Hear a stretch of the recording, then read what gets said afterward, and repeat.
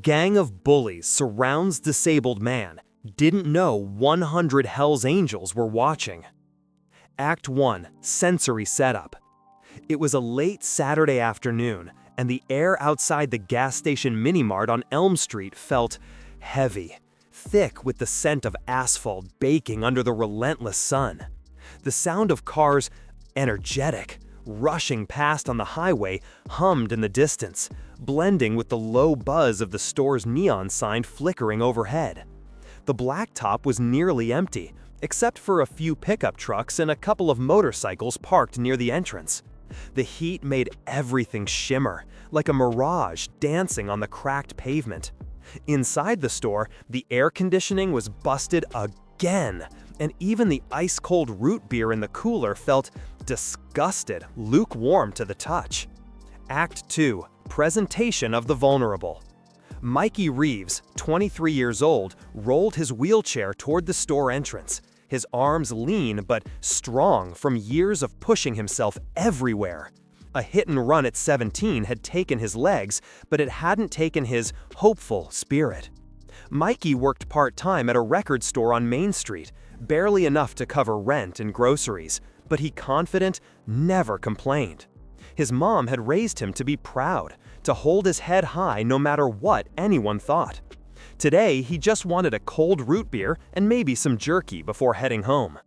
His blue tee clung to his back with sweat, and a dull ache pulsed in his shoulders from the long push across town in the heat.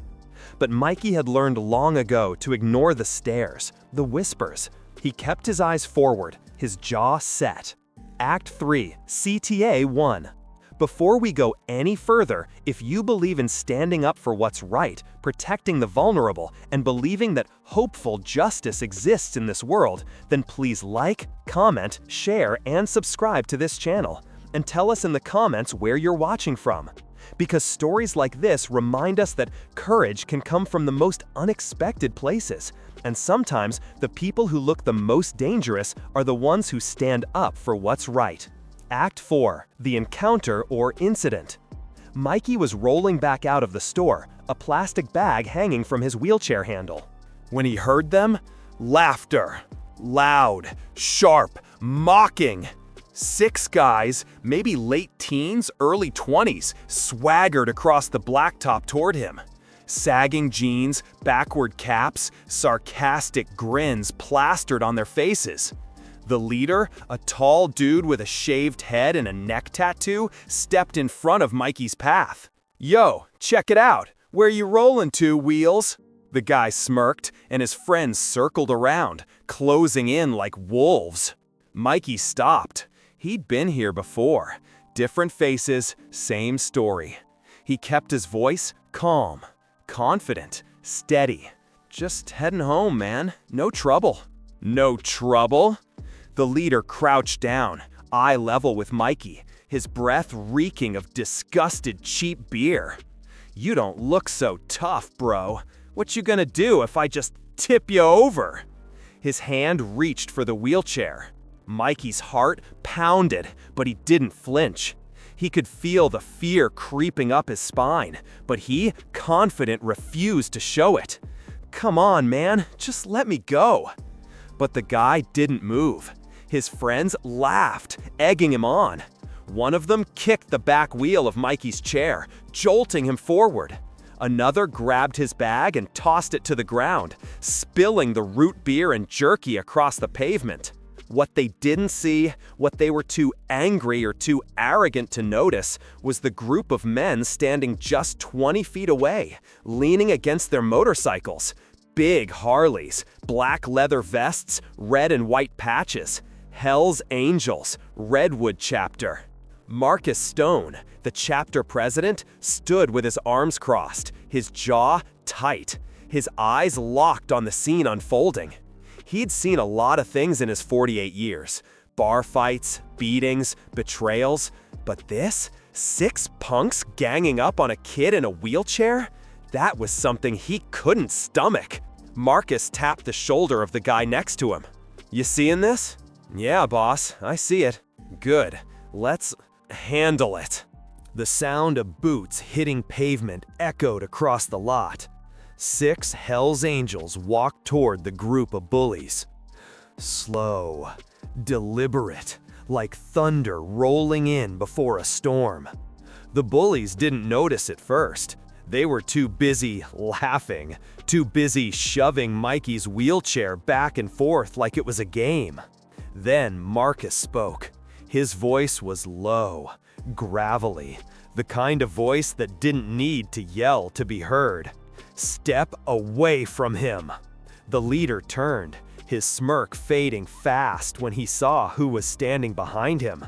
6 bikers, each one bigger than the last, their vests covered in patches, their eyes serious as stone. "We got a problem here?" the bully stammered, trying to act tough but failing miserably. Marcus didn't blink. "Yeah, you get the hell out of here now!" Act 5, the intervention discovery.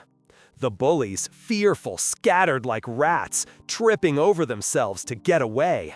Marcus watched them go, then turned to Mikey, who sat there, still gripping the arms of his wheelchair, his heart still racing. "You all right, kid?" Marcus asked, his voice gentle now. Mikey nodded, swallowing hard. Yeah, I'm good. Thanks." Marcus crouched down, picking up the spilled root beer and jerky, placing them gently back in Mikey's bag. "Those punks give you trouble before?" "Sometimes," Mikey admitted, "but I'm used to it." Marcus shook his head. "You shouldn't have to be." He stood, looking down at Mikey with something like proud in his eyes. "What's your name?"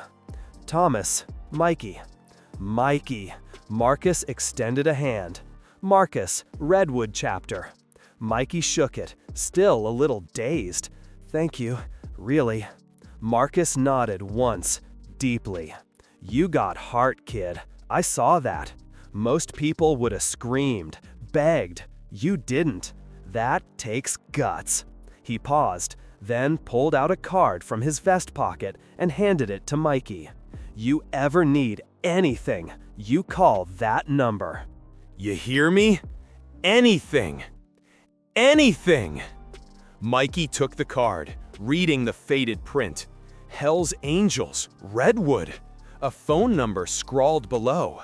He looked up at Marcus, unsure what to say. "You're family now," Marcus said, confident, "and we don't forget family." The next morning, Mikey woke to a sound he'd never heard before, a deep, mysterious rumbling growl that rattled his windows and shook the walls of his small apartment. He rolled to the window, pulled back the curtain, and froze. Motorcycles, dozens of them. No, hundreds. Big Harleys lined the entire block, engines idling, chrome gleaming in the morning sun. Leather vests everywhere. The red and white Hell's Angels patches blazed like flags in the light. Mikey's breath caught in his throat. What the hell was happening? He wheeled himself to the door, opened it, and rolled out onto Elm Street. The noise was deafening, a thundering roar that vibrated through him. And there, standing right in the middle of it all, was Mikey. "Mikey!" Marcus called out, his voice somehow cutting through the engine's roar. "Get over here, kid!" Mikey rolled forward, his heart pounding in his chest. Marcus walked up to him, placed a hand on Mikey's shoulder, and gestured toward the sea of motorcycles surrounding them. "You helped me out the other day," Marcus said, his voice confident, sincere. "Well, not exactly helped, but you showed me something. You showed me grit. You showed me courage. In our family, we don't forget that. We definitely don't abandon our own." What happened next felt like a straight-up dream. 100 Hell's Angels from 5 different Redwood chapters all over California descended on Mikey's apartment building. Some of them were already fixing the broken ramp outside his door, the one the landlord had ignored for months. Others were happy patching up the cracked walls, painting over the graffiti that was all over the side of the building. Mikey's breath caught in his throat. What the hell was happening? He wheeled himself to the door, opened it, and rolled out onto Elm Street. The noise was surprised, deafening, a thundering roar that vibrated through him. And there, standing right in the middle of it all, was Mikey. "Mikey!" Marcus called out, his voice somehow cutting through the engine's roar. "Get over here, kid!" Mikey rolled forward, his heart excited, pounding in his chest. Marcus walked up to him, placed a hand on Mikey's shoulder, and gestured toward the sea of motorcycles surrounding them. "You helped me out the other day," Marcus said, his voice confident, steady, and sincere.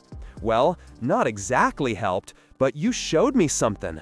You showed me grit. You showed me courage. And our family, we don't forget that. We definitely don't abandon our own." A dun-dun-dun. Act 6, The Epic Resolution. What happened next felt like a straight-up dream. 100 Hells Angels from 5 different Redwood chapters all over California descended on Mikey's apartment building. Some of them were already fixing the broken ramp outside his door, the one the landlord had ignored for months. Others were happy patching up the cracked walls, painting over the graffiti that was all over the side of the building. A bunch of bikers hauled in energetic bags and bags of groceries, eggs, milk, bread, veggies, even fresh chicken and steaks. You name it, they had it. Mikey's landlord, a sour old dude who barely spoke to anyone, stood on the sidewalk, pale as a ghost, just watching in total silence.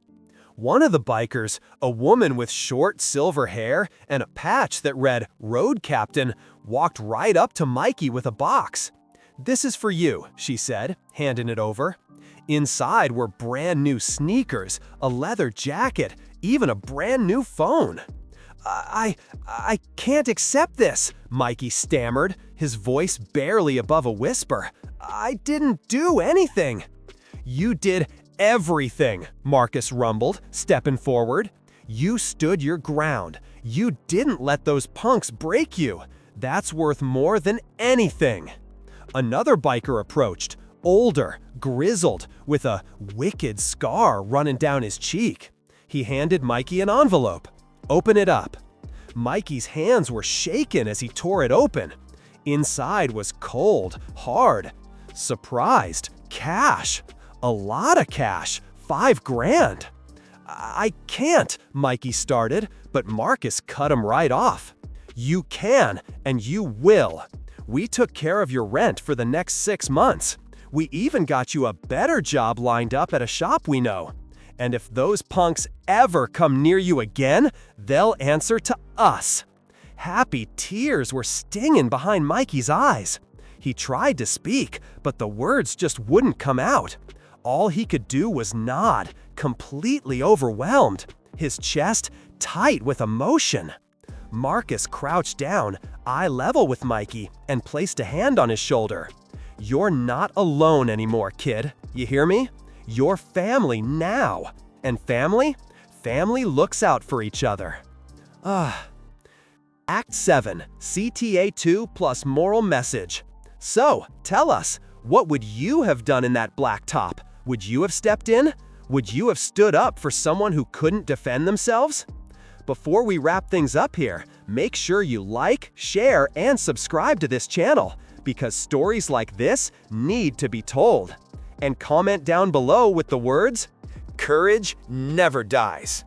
Courage never dies. And to everyone who's ever been bullied, overlooked, or underestimated.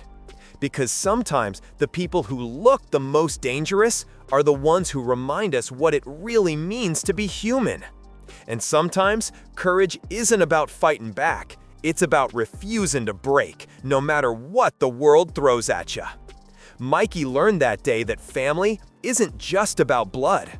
It's about the people who show up when you need them the most. And the Hells Angels, they showed up in force.